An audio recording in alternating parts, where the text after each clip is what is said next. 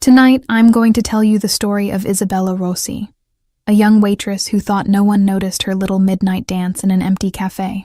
She was wrong, because the man who saw her that night wasn't just any man.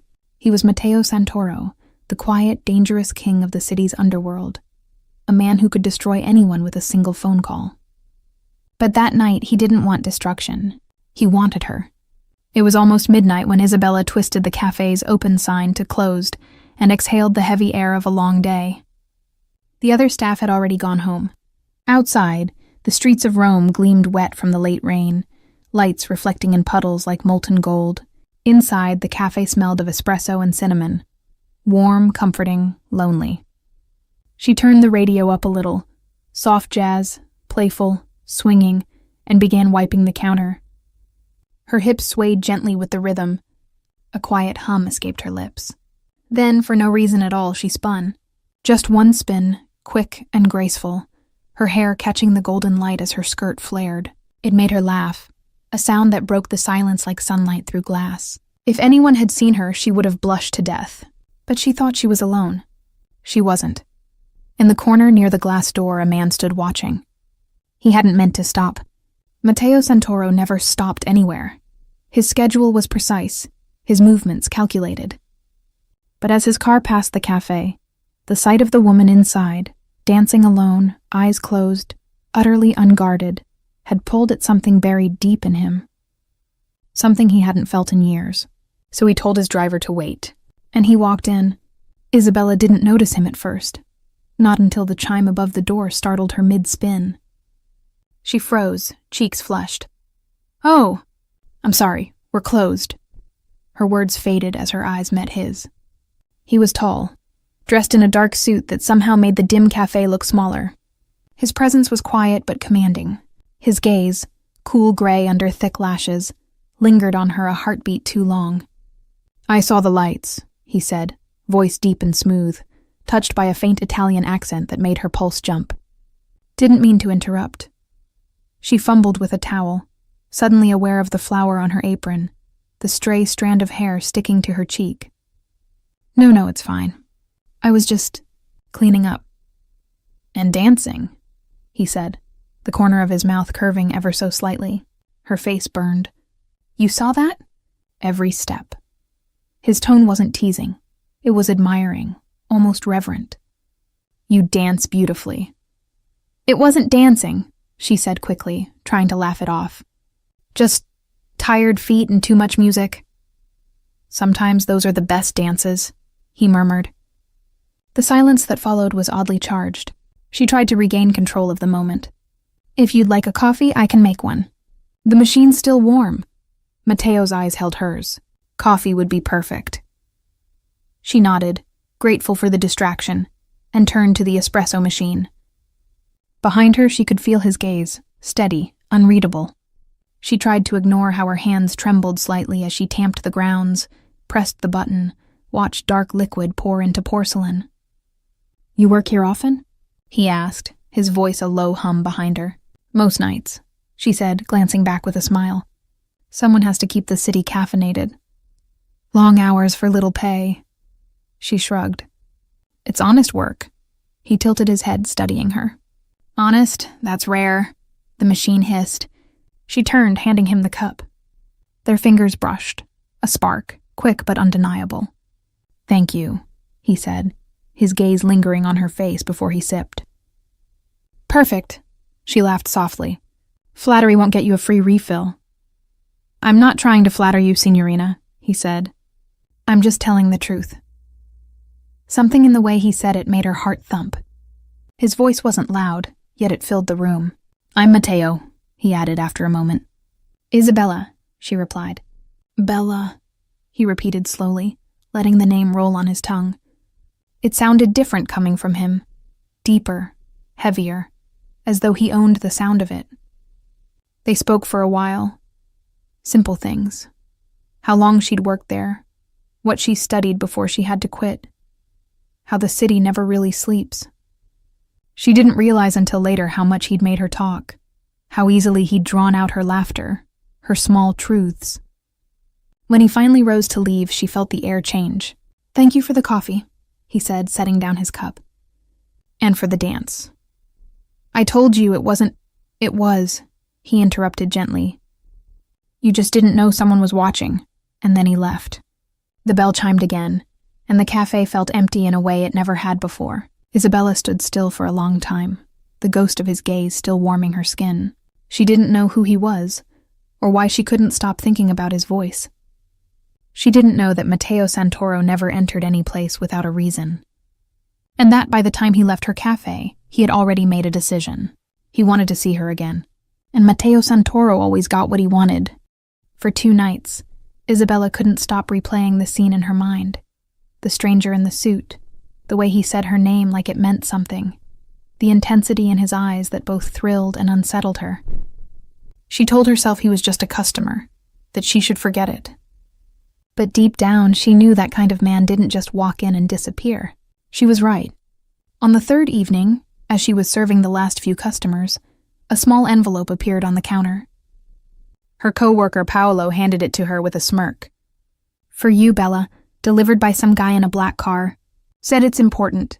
Her heart skipped. The envelope was cream-colored, heavy paper with her name written in elegant handwriting. Inside was a single card, Villa Santoro, 9 p.m. Don't be afraid to say yes. And her hands trembled slightly. Villa Santoro was legendary. An estate on the city's edge, owned by one of the richest, most secretive families in Italy. Rumors surrounded them. Business tycoons, politicians, and men whose smiles hid more than they revealed. She told herself she wouldn't go. That would be crazy. She didn't even know him. But curiosity has a way of silencing reason. At 8:50 that night, a black Maserati pulled up outside her apartment. The driver, dressed in black, stepped out and opened the door for her. Miss Rossi? Her heart thudded. Yes. Mr. Santoro is expecting you. She almost said no. Almost. But something inside her, something that wanted to know who he really was, whispered go. The drive was silent except for the low hum of the engine and the rain tapping on the windows. When the car finally stopped before a gated villa surrounded by tall cypress trees, Isabella felt a shiver. The place looked more like a fortress than a home. The front doors opened as she approached. A butler in a dark suit nodded respectfully. Mr. Santoro will see you in the conservatory. She followed him through marble halls filled with art, the soft sound of a piano echoing in the distance. The scent of amber and tobacco lingered faintly in the air. When she stepped into the conservatory, she saw him, Matteo, standing near a grand piano, one hand resting casually on a glass of red wine. He was wearing a dark turtleneck instead of a suit, but he looked just as intimidating. You came, he said simply, his lips curving into a small smile. I almost didn't, she admitted. He raised an eyebrow. But you did. That says something. Maybe that I'm reckless. Maybe that you're curious. He gestured toward a chair. Sit. I don't bite. That sounds like something a man who does bite would say, she murmured, but sat anyway. He chuckled, a rare, genuine sound that made her stomach flip. You're braver than I thought. And you're more mysterious than anyone has a right to be. Their eyes met, the tension between them growing heavier with every heartbeat. Matteo poured her a glass of wine. I don't usually invite strangers to my home, but I wanted to see you again. Why? He studied her for a moment. Because when I walked into that cafe, I saw someone who wasn't pretending. Everyone in my world wears a mask. You didn't, and I can't stop thinking about that. His honesty caught her off guard. You don't even know me. I know enough. You work hard, you're kind, and you dance when no one's watching. Her cheeks flushed. That was nothing. It wasn't nothing to me. The sincerity in his tone left her speechless. For a few moments, they sat in silence, the soft piano music filling the air. Matteo seemed lost in thought, his eyes distant. Then he spoke again, his voice quieter. You should know who I am, Isabella. It's only fair. Her chest tightened. Who are you? He hesitated, as if choosing between two truths. I run a business that keeps this city running. Some call it construction. Some call it politics, others use uglier words. She frowned. What kind of business? He met her gaze, unflinching. The kind that requires loyalty and discretion. The kind that sometimes involves risk, and the kind that doesn't allow many friends. It wasn't a confession, but it was close enough.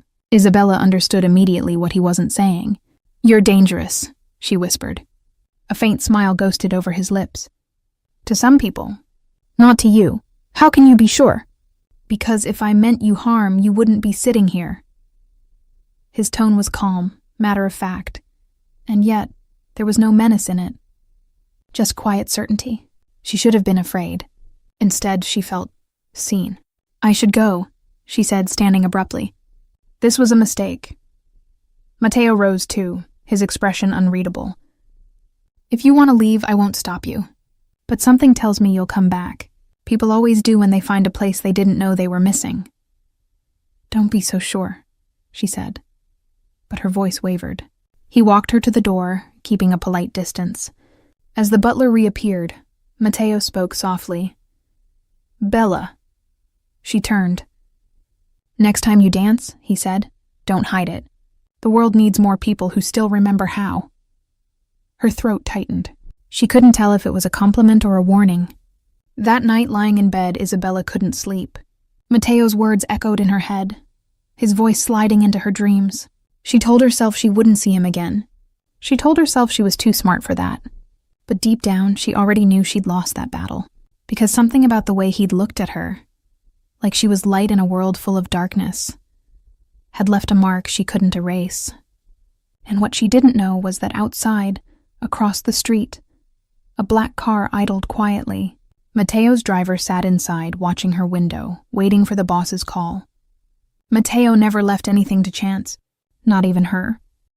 Days passed, but Isabella couldn't shake him from her mind. Every time the cafe door opened, her heart leapt, half expecting to see him again. But Matteo Santoro didn't just appear twice without reason. And yet, one rainy afternoon, he did. The cafe was busy, filled with the low hum of conversation and the hiss of milk steaming. Isabella was wiping a table when the air suddenly shifted, quieter, heavier. When she turned, he was there, seated in the corner booth, reading a newspaper. Two men in dark suits lingered discreetly near the door, pretending to be ordinary customers. Her chest tightened. He shouldn't be here. She approached cautiously, forcing a smile. "We're all out of miracles today, Signor Santoro. Can I offer you coffee instead?" He looked up from the paper, his lips curling faintly. "Just Matteo, please. And yes, your coffee, not the miracle, is exactly why I came." "You came all this way for caffeine?" She teased, trying to sound unaffected. "For conversation," he corrected. "And maybe company." Their eyes met. The world seemed to fade for a heartbeat. She poured him an espresso and sat across from him, breaking every cafe rule she knew. "You don't strike me as the type who needs company." "I don't," he said quietly, fingers tracing the rim of his cup. "But I find myself wanting it lately." Her heart fluttered before she caught herself. "You shouldn't be here. People talk." "Let them," he said, voice soft but edged with authority. "You're safe with me." "I'm not sure that's the point," she replied. He leaned forward, elbows resting on the table, lowering his voice. "The point, Bella, is that I like seeing you, and I don't like being told what I should or shouldn't do." There it was again, that mix of gentleness and danger that both unnerved and fascinated her. He stayed for nearly an hour, asking her about her dreams, her family, her favorite books. He listened like no one ever had. But as she spoke, she noticed subtle details.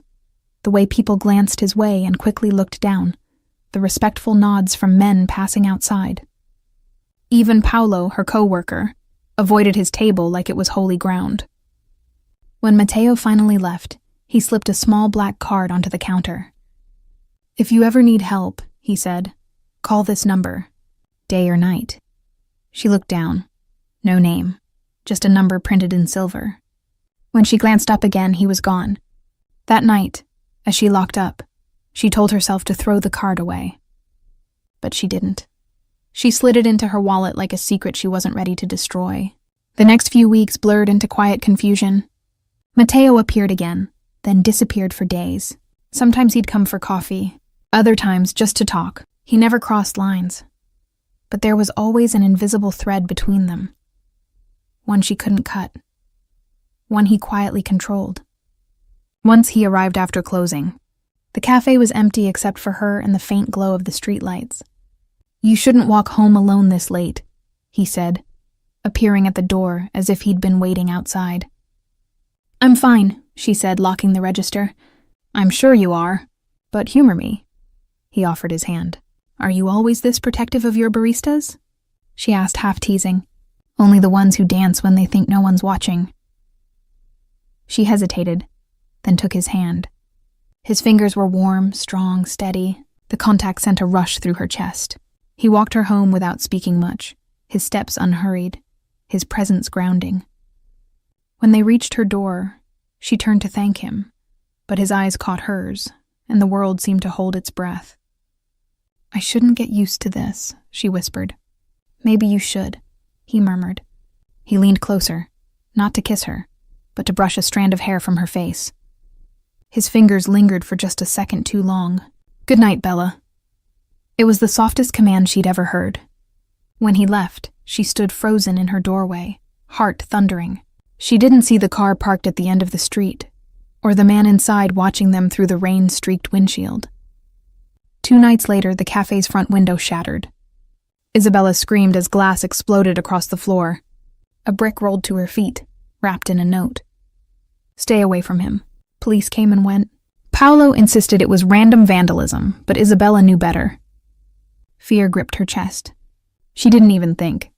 She grabbed her phone, pulled out Matteo's card, and dialed the number.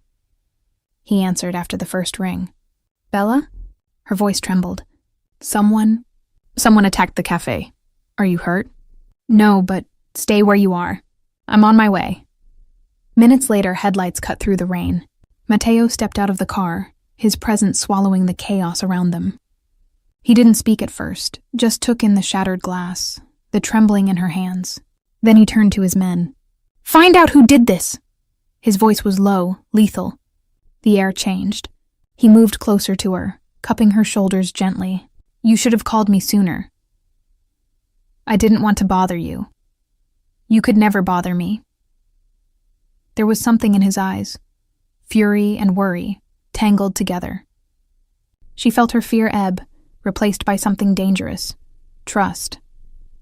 "Come with me," he said quietly. "What?" "Just for tonight. You're not safe here."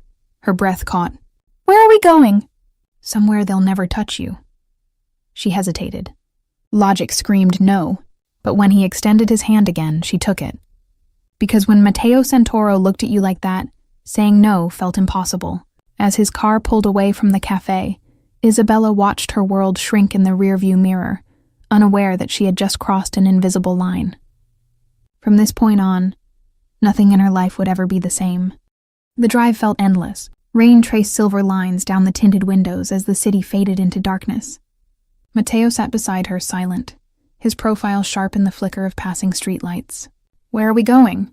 Isabella finally asked, her voice small in the hum of the engine. He turned slightly toward her. "Somewhere safe." "That's not an answer." His lips curved faintly. "You'll see soon." She wanted to press further but couldn't find the words.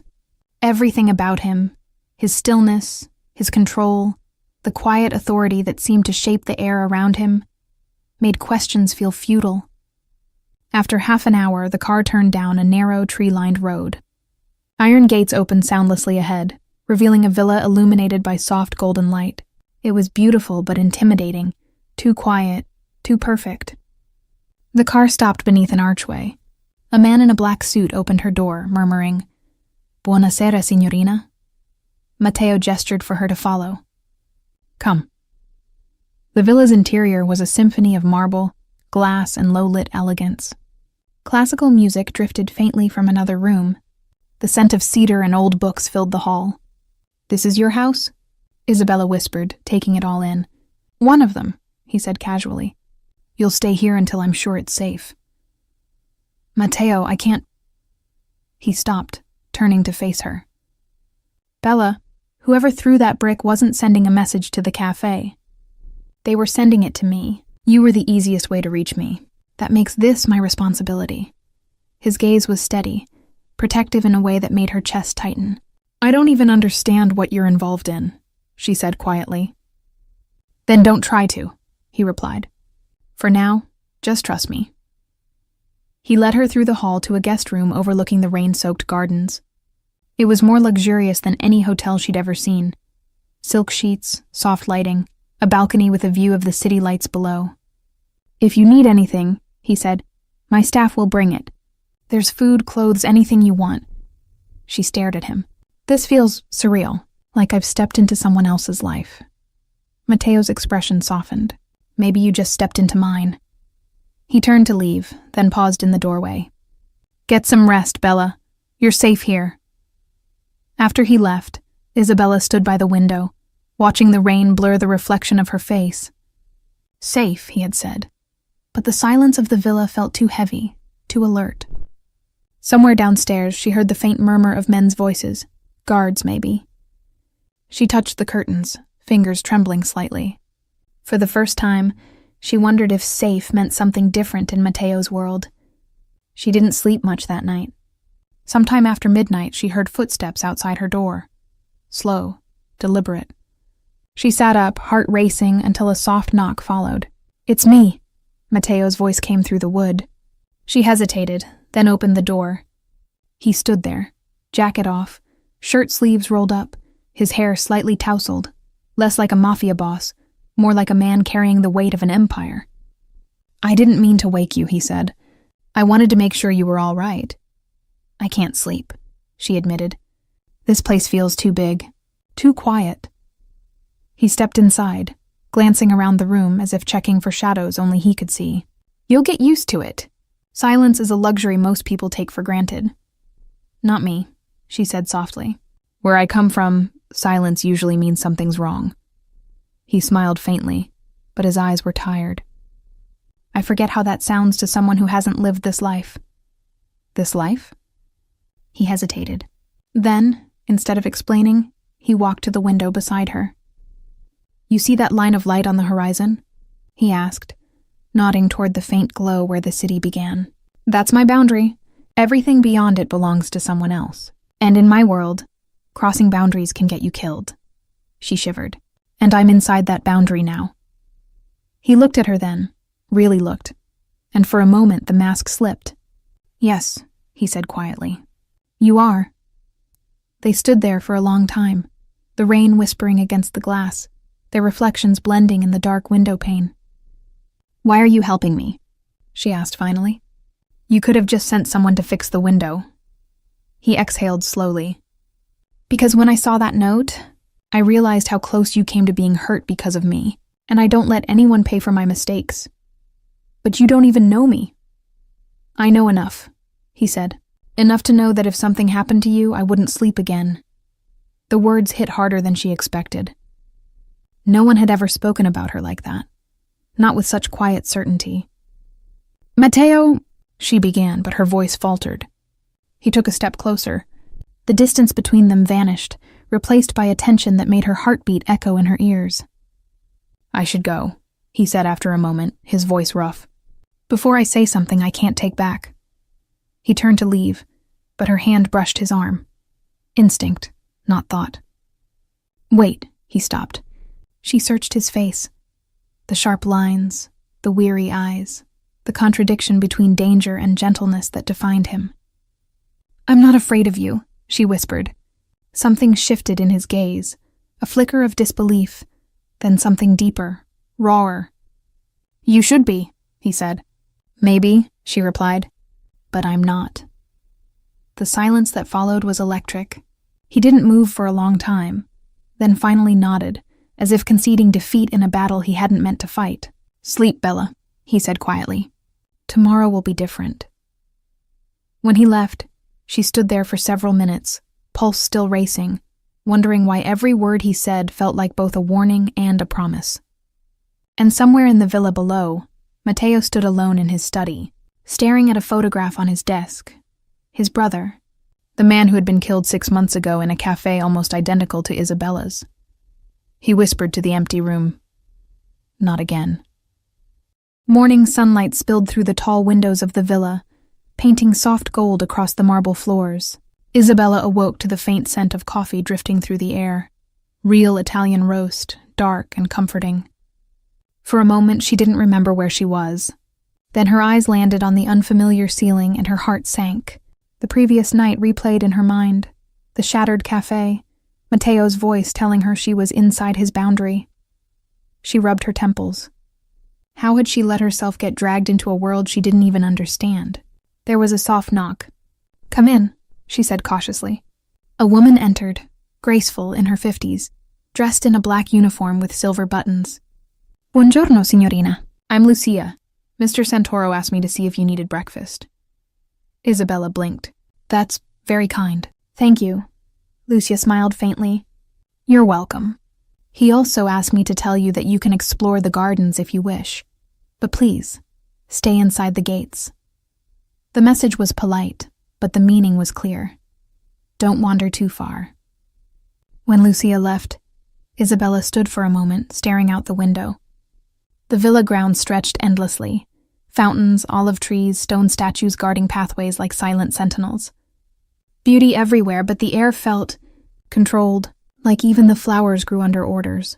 She ate breakfast quietly, pastries, fruit, coffee strong enough to make her heart race, and wandered outside. The morning breeze was cool, carrying the scent of lavender. For a moment, she almost forgot the fear. Then she saw him. Matteo was by the fountain, on his phone, voice low but tense. Even from across the courtyard, she could tell his mood had shifted. His movements were precise, his posture rigid. The conversation wasn't friendly. When he hung up, he turned, and their eyes met. "You shouldn't be out here alone," he said as he approached. "I thought you said it was safe." "I did." He slipped his hands into his pockets. "But safety in my world is relative." There was something in his tone, a weariness she hadn't heard before. "Bad news?" she asked softly. He hesitated, then shook his head. "Nothing you need to worry about." "Matteo." Her voice was gentle but firm. "You keep saying that, but it keeps sounding like I should worry." He looked at her for a long moment, then exhaled. "You're right. You should, because this city doesn't forgive weakness. And last night proved someone's watching me. Watching you now, too." Her stomach tightened. "So I'm just trapped here?" He frowned slightly, as if the word offended him. "Protected. There's a difference." "To you, maybe," she said quietly. "Not to me." His expression softened, guilt flickering behind his eyes. "You have every right to be angry. You didn't choose this." "No, but you did," she said, meeting his gaze. "Whatever you're mixed up in, it found me because of you." The silence stretched between them, heavy with truth. Then, unexpectedly, he said, "I lost someone once because of this life. My brother." The admission caught her off guard. "I'm sorry," she whispered. Matteo's jaw tightened. He ran the family's accounts. Thought he could handle both worlds, legitimate and not. But trust is a fragile thing here. One mistake, one rumor, and he was gone. Gone? Shot, in a cafe. His eyes darkened. "That's why when I saw your note, I couldn't ignore it." For the first time, Isabella saw past his composure, glimpsing the grief that lived beneath the calm exterior. "You blame yourself," she said softly. He didn't deny it.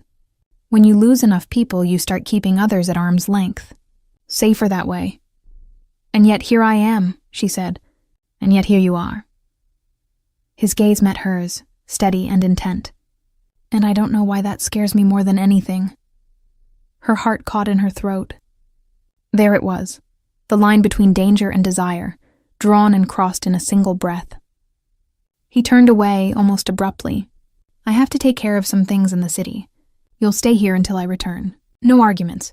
Matteo, please." The word came out quieter than she expected. "Don't make me worry." He left her standing by the fountain, the sound of his car fading down the long driveway. That afternoon, a storm rolled in, darkening the sky. The villa seemed to grow colder with every clap of thunder. Isabella tried reading, but her mind kept circling back to Matteo, his story, his grief, the walls he'd built. By evening, she wandered back to the conservatory. The piano stood open, its keys gleaming in the dim light. She hesitated, then sat and pressed a few soft notes. The melody was uneven, hesitant, a lullaby her mother used to hum. She didn't hear him enter. "That's beautiful," Mateo's voice came from behind her. She turned, startled. "I didn't know you were back." "I wanted to hear the storm from home," he said, stepping closer. "And I heard music instead. I was just trying to remember something good," she said softly. He smiled faintly. "You remind me what that feels like." The words lingered in the air between them, delicate and dangerous. "Did you find what you were looking for in the city?" she asked. "Not yet," he said, "but I will." The way he said it sent a shiver down her spine. She stood, her pulse quickening. "Mateo, when all this is over, when it's safe, what happens then?" He was quiet for a long time before answering. "Then you'll be free to leave. And you?" He met her eyes, and for once there was no distance between them. "People like me don't get free, Bella. We just get quieter." The sadness in his voice cut deeper than she expected. Without thinking, she reached out, her fingers brushing his hand. He didn't move away. They stood there, close enough to feel each other's breath. Outside, thunder rumbled softly, the sound almost protective. In that moment, Isabella realized something terrifying and undeniable. She didn't want to leave. And Mateo, though he didn't say it, was realizing something even worse. He didn't want to let her. The following morning, the storm had passed, but an uneasy stillness hung over the villa. Mateo sat in his study, surrounded by the low hum of tension that filled the room whenever his men gathered. Papers were spread across his desk. Surveillance photos, bank ledgers, lists of names circled in red ink. Luca, his most trusted lieutenant, stood opposite him, shoulders tense. "It was the Caruso family," he said grimly. "They're testing your boundaries again." The note left at the cafe was their warning. Mateo's jaw flexed. A warning would have been a bullet. This was a message. "They're not after me, they're after her." Luca frowned. "The waitress?" Mateo's gaze hardened. "Don't call her that." Luca hesitated, then nodded. "What do you want me to do?" Mateo's fingers drummed once on the desk. "Find the leak. Someone inside gave them her name, her address, her schedule. That doesn't happen by accident." Luca hesitated. "You think it's someone close?" "I think it's someone breathing," Mateo said coldly. Silence settled, heavy as gunmetal.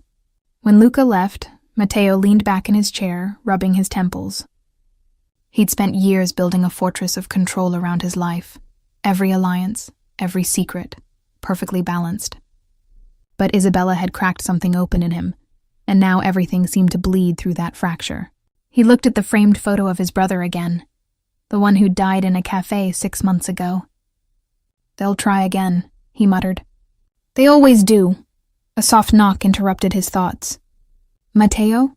Isabella's voice drifted through the door. He quickly swept the files into a drawer before answering. "Come in." She entered hesitantly, dressed in one of the simple cotton dresses Lucia had found for her.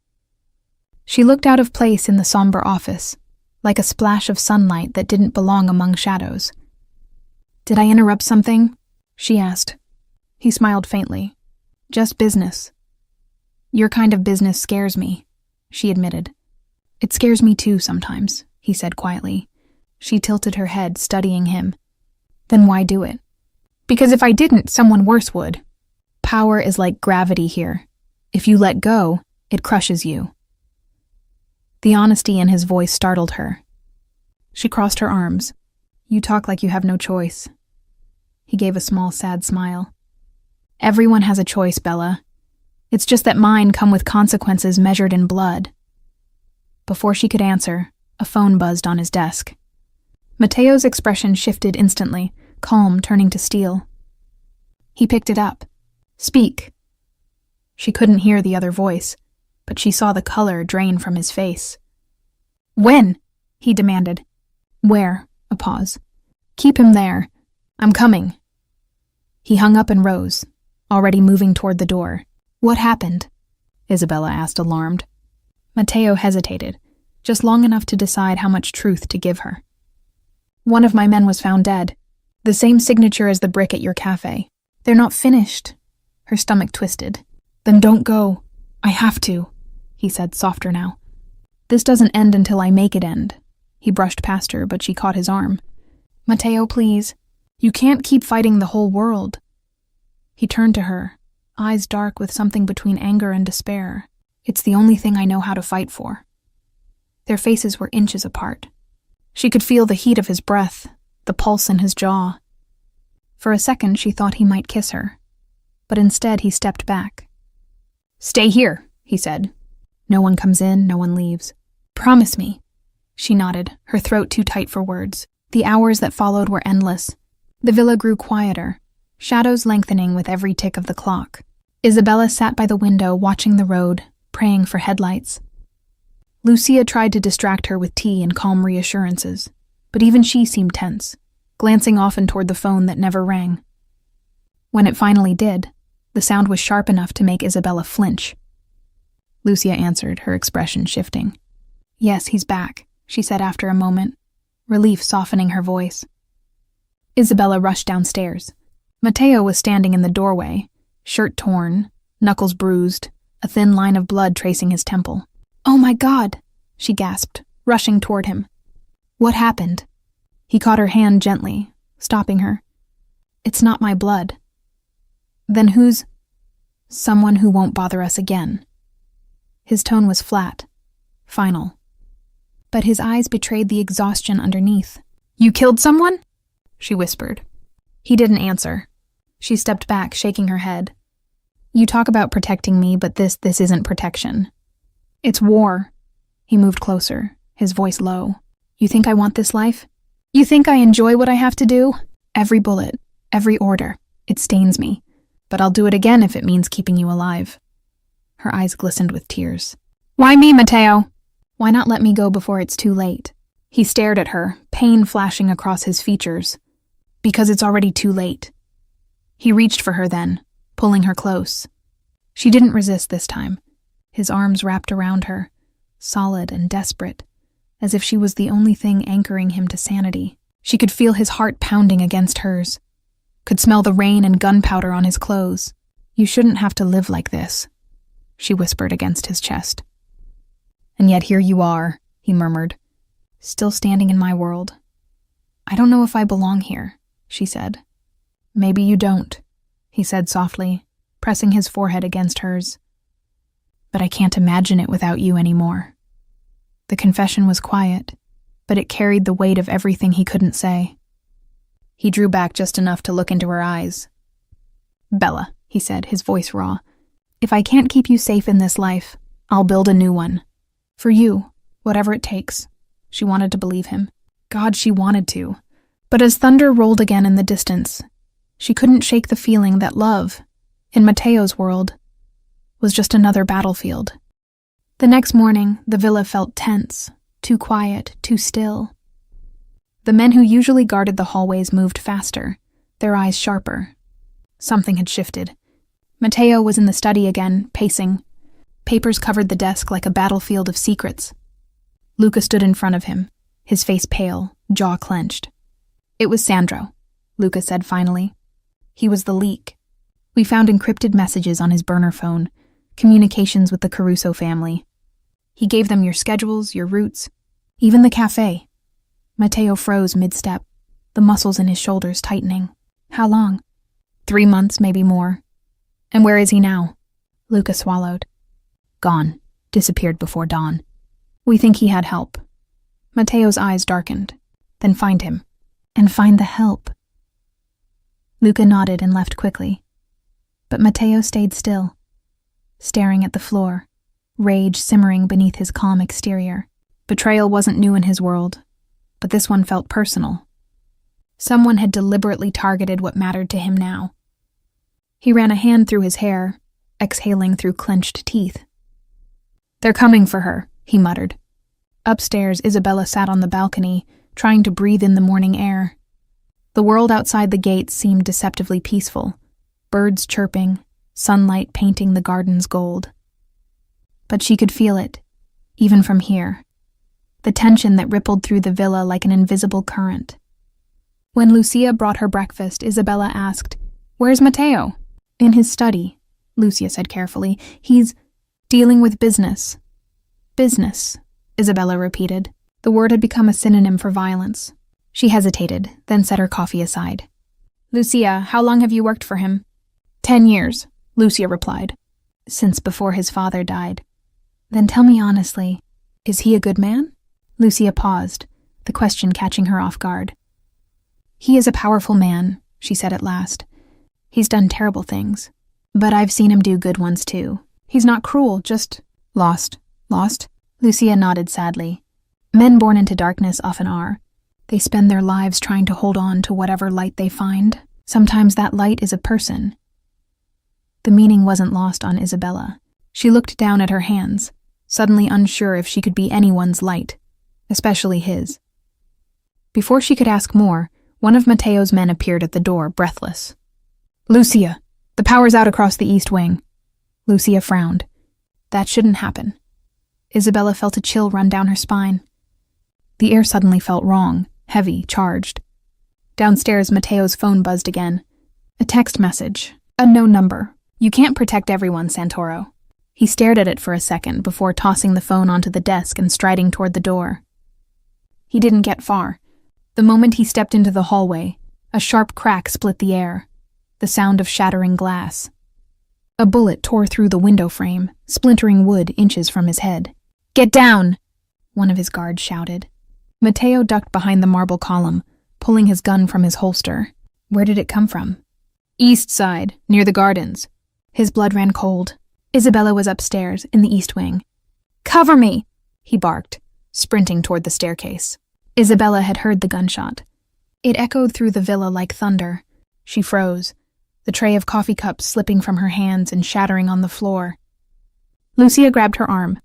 "Get away from the windows." "What's happening?" Isabella's voice trembled. Lucia didn't answer, just pulled her toward the hall. But before they could reach the door, 2 men burst in, faces masked, guns raised. Isabella screamed as Lucia shoved her behind the sofa. One of the men grabbed the older woman and threw her aside. "Where is she?" he shouted to the other. "Search the rooms." They were coming for her. Matteo had been right. Isabella crouched low, her heart slamming against her ribs. The sound of boots echoed across the marble floor. She spotted the balcony door, half open. Her mind screamed run. She darted for it, slipping through just as one of the gunmen shouted. A bullet whizzed past, slamming into the railing. She stumbled down the steps into the garden, sprinting across the wet grass. "Stop her!" Another shot cracked through the air. She ducked, breath ragged, and ran toward the olive grove, where trees clustered thickly enough to hide her. "Bella!" The voice was Matteo's, sharp, commanding. Relief flooded her chest. He appeared from the opposite path, gun drawn, fury in his eyes. When he saw her, his expression shifted, from rage to pure, unguarded fear. "Down!" he shouted. She dropped instinctively. Matteo fired twice, 2 clean, controlled shots. Both intruders went down before they could reach her. The echo of the gunfire hung in the air like thunder. Then there was silence.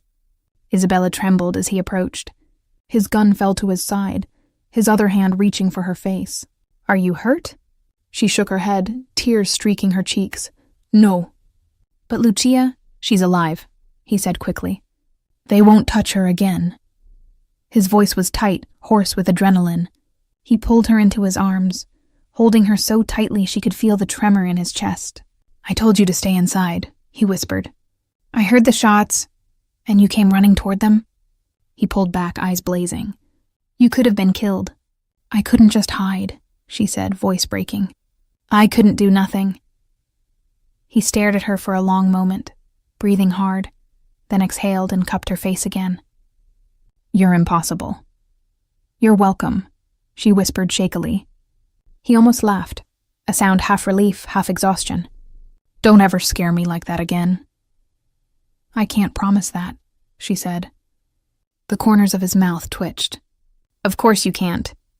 He brushed a strand of hair from her face. "Come inside. It's over." But as he led her back toward the villa, his eyes flicked toward the tree line, the place where the intruders had entered. It wasn't over, not yet. because he knew the Caruso family wouldn't send amateurs for a warning. They'd send killers for revenge. And the next time they came, it wouldn't just be to frighten him. It would be to finish the job. That night, Matteo didn't sleep. The villa was under lockdown. More guards, more weapons, more silence. From her room, Isabella could hear the constant echo of footsteps and murmured orders. Somewhere beyond her door, the air felt charged with war. Matteo stood alone in his study, staring at the bullet holes in the reports scattered across his desk. He didn't bother to clean up the blood spatter on his sleeve. It wasn't his, but it reminded him that this time, the violence had come too close. Luca entered quietly, holding a phone. "We found Sandro." Matteo's gaze snapped up. "Where?" "In the industrial quarter." "He's with them. They've set up a base near the river." "Bring the car," Matteo said. "Boss?" Luca hesitated. "You're not thinking straight. You can't storm in there alone. It's a trap." "I know," Matteo said, voice low and calm. "That's why I'm going." "Then at least let me come." Matteo nodded once. "Get ready." Upstairs, Isabella paced the length of her room. She could feel something shifting, like a storm building outside her window, one she couldn't stop. She'd seen him after the shooting. The way his hands didn't tremble, how his commands came sharp and certain. It scared her how natural he seemed in that chaos. Lucia brought her tea again, but Isabella barely touched it. "He's leaving, isn't he?" she asked quietly. Lucia's expression flickered, sympathy, and something close to fear. "You should rest, Signorina. Please, Lucia. I need to know." The older woman sighed. "He's going to end this one way or another. When a Santoro says that, it usually means someone won't be coming back." Isabella's throat tightened. "He can't keep doing this." "It'll destroy him." Lucia looked away. "Maybe that's the price he's willing to pay." When she left, Isabella sat on the edge of her bed, staring at the black card Matteo had given her weeks ago, the one that had once meant safety. Now it looked like a door to a world she couldn't escape. Her heart whispered that she loved him. Her mind screamed that loving him would be the end of her. The city was quiet when Matteo and Luca arrived at the docks. The moonlight rippled across the dark river like silver over steel. The warehouse ahead was old, its windows blacked out. 2 men guarded the door, Caruso's men. Matteo motioned to Luca. They moved silently, efficiently. 2 muffled shots later, the entrance was clear. Inside, the smell of oil and damp wood hung heavy. A single light flickered overhead, illuminating a figure tied to a chair. Sandro. Matteo's stomach clenched. Betrayal had a face now. "Boss," Sandro croaked when he saw him. "Please." "Don't," Matteo interrupted, his tone quiet but deadly. "Don't say my name like you still have the right." "I didn't mean for her to get hurt," Sandro gasped. "It was supposed to scare you. They promised no one would—" Matteo moved closer, the sound of his boots echoing. "You handed them her name. You brought the war to my doorstep." "I had no choice," Sandro cried. "They had my family." Matteo froze. For a split second, something flickered behind his eyes. Pity, or maybe understanding. "We all have family," he said softly. "And we all make choices." He stepped back, nodding to Luca. The next sound was final. Matteo turned away, jaw tight. "Burn it," he ordered. As they stepped out into the cold night air, Luca glanced at him. "What now? Now?" Matteo looked toward the horizon where the faintest light of dawn was breaking. "Now we make sure none of them ever touch what's mine again." When Matteo returned to the villa, the first thing he did was head upstairs. Isabella was waiting in the hallway, her eyes wide with exhaustion and worry. "You went after them, didn't you?" she asked. He didn't answer, but the blood on his collar said enough. "Matteo," her voice broke. "You can't keep doing this. You're bleeding for a life that's trying to swallow you whole." He stepped closer, his voice low.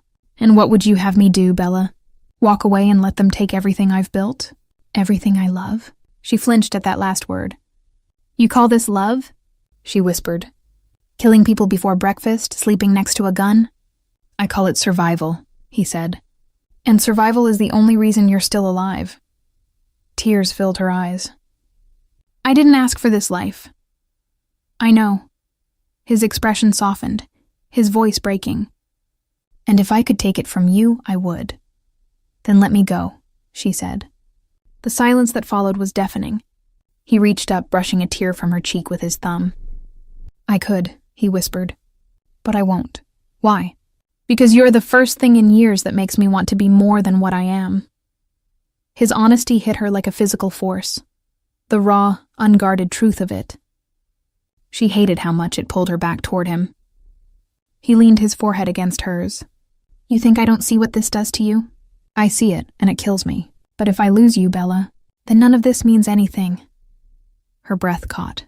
And what if losing yourself means you lose me anyway? He didn't answer. He couldn't. The storm between them was silent but raging. Love and fear tangled so tightly they couldn't be separated. When she finally spoke again, her voice was barely a whisper. Mateo, I don't want to be your weakness. He smiled sadly. Too late. That night she couldn't sleep again.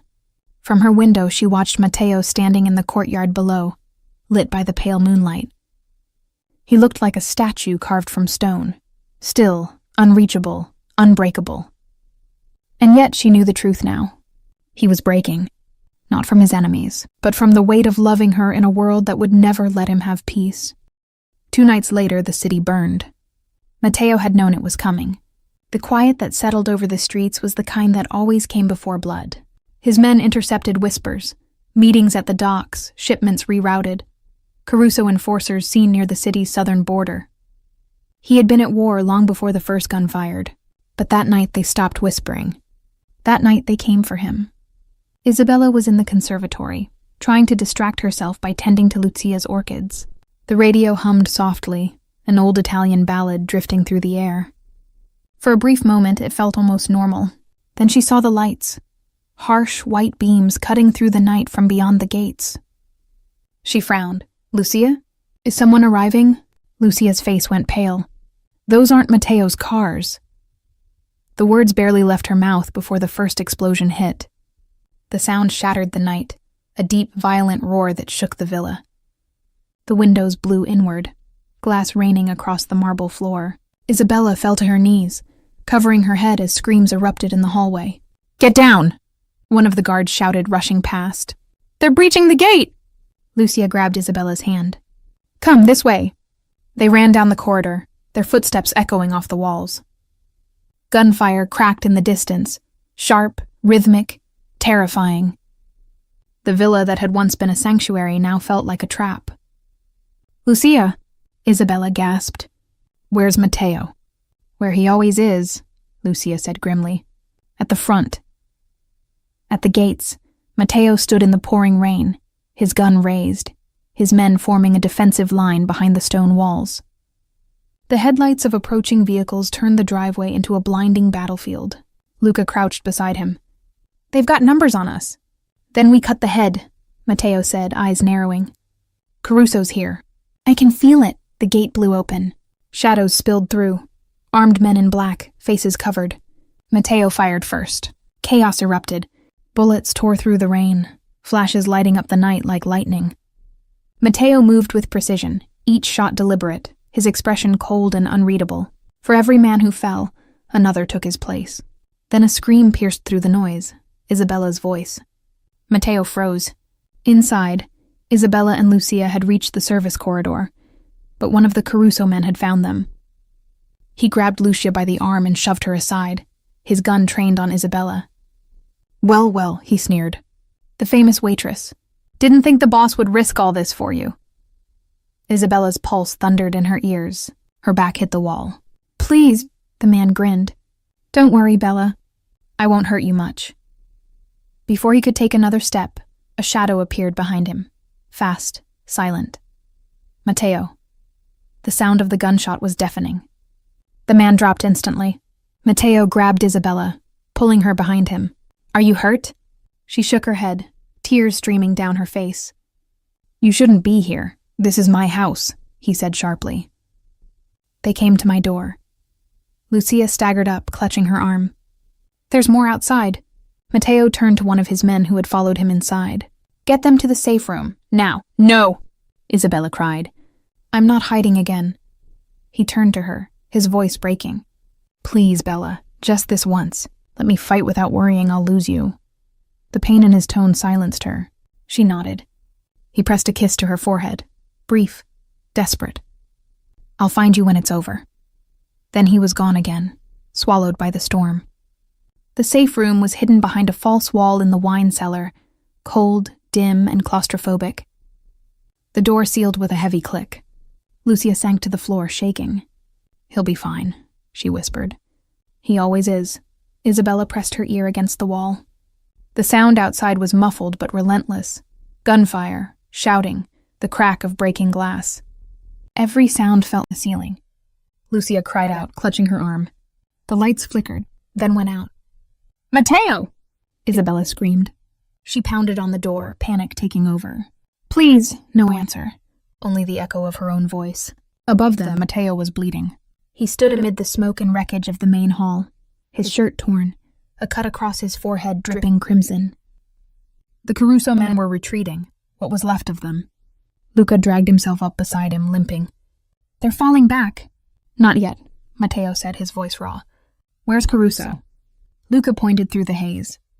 "There!" Through the broken glass doors, Matteo saw him. Enzo Caruso, older, heavier, but still smiling like a snake.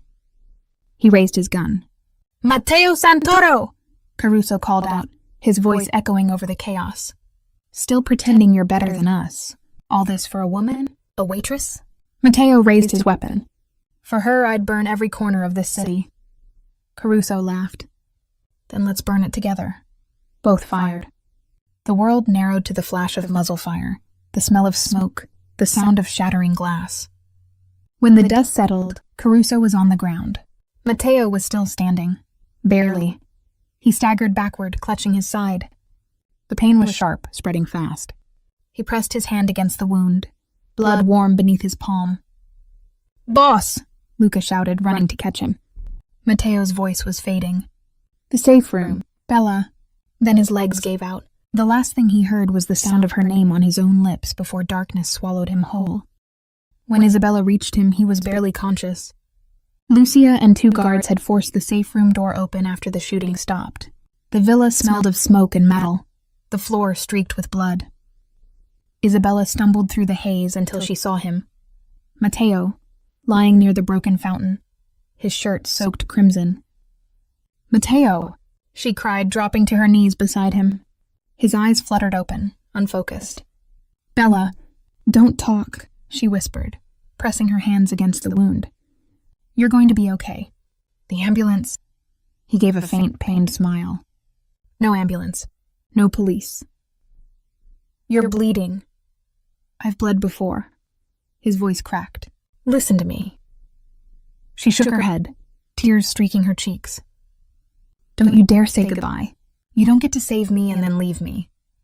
He reached for her hand, his grip weak but steady. "If I don't make it, there's a safe behind the desk. Papers, accounts, everything you'll need to disappear. New name, new life. Promise me you'll use it." "Stop it," she sobbed. "You're going to make it. You promised you'd find me when it was over." He smiled faintly. "It's never over, Bella. Not for men like me." Her tears fell onto his chest. "Then I'll stay until it is." He closed his eyes for a moment, and for one terrifying second, she thought he was gone, until she felt his hand tighten weakly around hers. "I never believed in fate," he whispered, his voice barely audible. "Until the night I saw you dancing." She bent down, pressing her forehead to his. "Then dance with me now," she whispered. "Just one more time." He managed a soft laugh, breathless, broken, beautiful. "Always." She kissed him, the first real kiss since that night in the cafe, the one that had changed everything. It wasn't perfect or graceful. It was desperate and trembling, a kiss that carried every word they didn't have time to say. When she pulled back, his eyes were still open, and in them, she saw peace for the first time. "Stay with me," she whispered. "I'm trying," he said, a faint smile curving his lips. "For you." "I'll try." Then the world blurred into sirens, shouting, and the cold press of hands pulling her away. He survived. Barely. The doctors said it was a miracle, The bullet had missed his heart by an inch. For weeks he drifted in and out of consciousness, and Isabella refused to leave his side. She slept in a chair beside his hospital bed, her fingers always resting over his. When he finally opened his eyes for good, the first thing he saw was her. "You're still here," he murmured. "Where else would I go?" she whispered. Matteo healed slowly, but the empire he'd built did not. He dismantled it piece by piece, closed the gambling fronts, sold the clubs, walked away from the men who once called him boss. He'd spent a lifetime controlling others. Now, for the first time, he wanted to control only himself. When he was strong enough to walk again, he sold the villa and moved into a small house near the sea, far from the city, far from everything that once defined him. And Isabella went with him. 5 years later, the cafe was alive again. Not the old one, that had been rebuilt on a new street, brighter, more open. The sign above the door read, Café de Luz, Cafe of Light. Inside, morning sun filtered through tall windows, and the smell of espresso and sugar filled the air. Customers laughed, music played softly, and behind the counter Isabella moved gracefully, humming to herself. Her hair was a little shorter now, her eyes a little wiser. A silver ring glimmered on her finger as she served coffee with the same gentle smile that once caught a stranger's attention in the dark. That stranger sat in the corner booth reading a newspaper. His once dark hair now carried faint streaks of gray, but his eyes were the same stormy steel, softer now, no longer shadowed by power.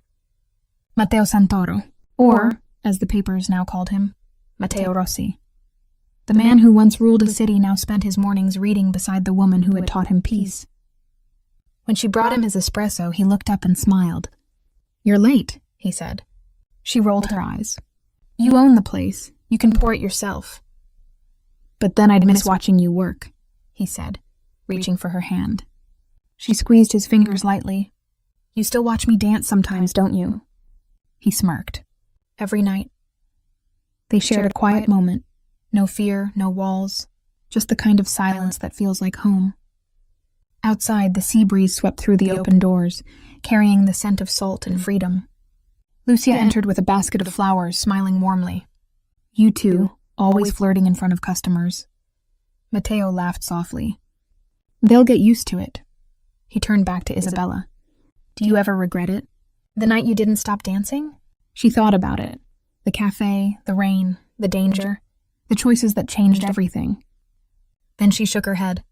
"No," she said softly, "because that was the night I stopped surviving and started living." Matteo reached across the table, brushing his thumb along her cheek. "And the night I stopped being a monster." Her smile was tender. "You were never a monster, Matteo. Just a man who forgot what love looked like." He kissed her hand, eyes never leaving hers. "Then I suppose you reminded me." They sat together as the morning light filled the cafe, the world outside moving on. Unaware that the man once feared by all of Rome now found joy in something as simple as laughter and coffee shared across a table. And sometimes, after the doors closed and the music played softly again, Isabella still danced, slow, graceful, lost in the rhythm of her own freedom. Matteo would watch from his chair, the same way he had that first night, the ghost of a smile playing on his lips, because he knew deep down that love, real love, wasn't about power or control. It was about surrender, and in the end, it wasn't the world that tamed him. It was the girl who danced alone,